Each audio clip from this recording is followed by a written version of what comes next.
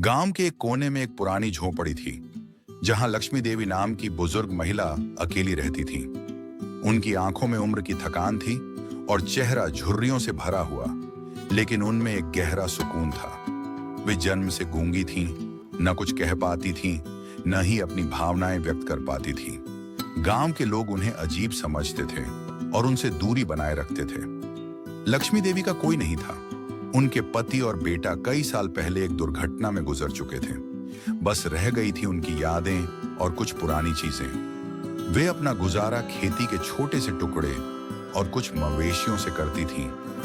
गांव के बच्चे जब खेलते हुए उनके पास से गुजरते तो कभी कभी पत्थर भी फेंकते और चिढ़ाते, क्योंकि उन्हें लगता था वो अजीब है। लेकिन लक्ष्मी देवी कभी गुस्सा नहीं होती, बस चुपचाप देखती रहती। एक दिन गर्मियों की छुट्टियों में शहर से एक लड़का आया, अर्जुन। वह 8वीं कक्षा में पढ़ता था और कुछ हफ्तों के लिए अपने दादा दादी के पास गांव आया था। वह शहर की चकाचौंध से दूर इस शांत गांव को बहुत पसंद करता था।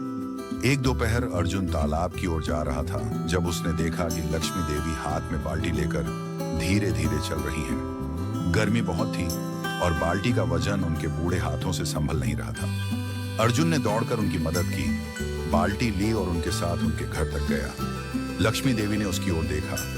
आंखों में एक चमक थी, जैसे बरसों बाद किसी ने उन्हें इंसान समझा हो। उन्होंने मुस्कुराकर उसकी पीठ पर हाथ फेरा और कुछ इशारों से धन्यवाद कहा। अर्जुन को यह इशारे थोड़े अजीब लगे, लेकिन उसने दिल से महसूस किया कि यह आभार था। उस दिन के बाद अर्जुन रोज उनके पास जाने लगा।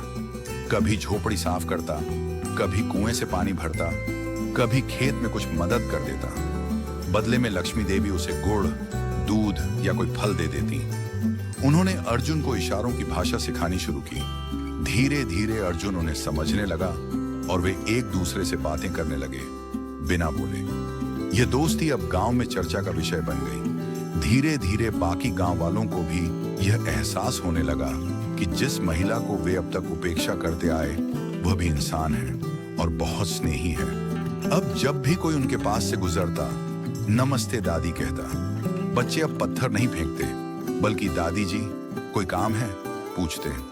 गर्मी की छुट्टियां खत्म हो गईं और अर्जुन को वापस शहर लौटना था। विदाई के दिन लक्ष्मी देवी ने अपनी सबसे कीमती चीज, अपने बेटे की एक पुरानी घड़ी, अर्जुन को दी और रोने लगी।